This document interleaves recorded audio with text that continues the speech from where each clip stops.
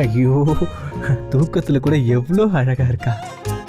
எல்லாருமா சேர்ந்து என்னை இப்படி பழி வாங்கிட்டாங்களே. ஒரே ரூம்ல தனியா இருக்க வேண்டியவங்கள இப்படி கூட்டத்தோட கூட்டமா ஹால்ல படுக்க வச்சு அலைய விடுறாங்களே. நியாயமா இதெல்லாம்?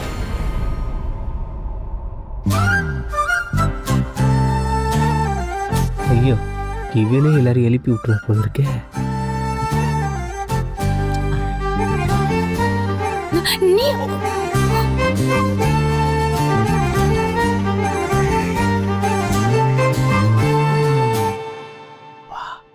எங்க வெளியே போய் கொஞ்சம் உட்காந்து பேசிட்டு வரலாம். வேண்டாம் விஜய், யாருக்காவது தெரிஞ்சா ரொம்ப ரிஸ்க். பாரு, எல்லாரும் அசந்து தூங்கிட்டு இருக்காங்க. சத்தம் போடாம வா போலாம். வா.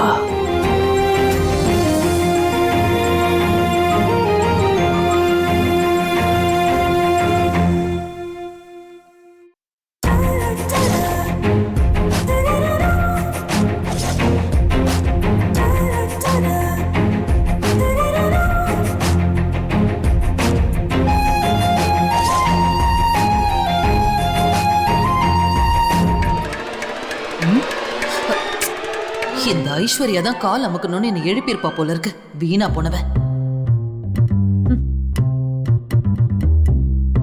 இவ நல்லா தூங்கிட்டு இருக்காளே.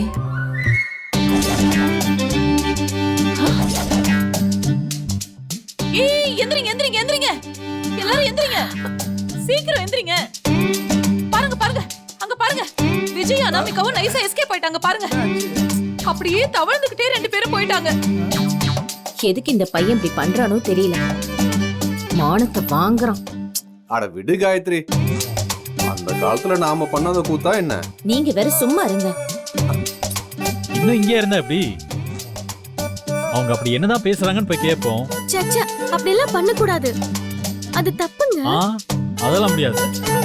இன்னைக்கு விஜய் ஓட்டுற ஓட்டுல அவனை காலி பண்ணிடணும். வாங்க வாங்க.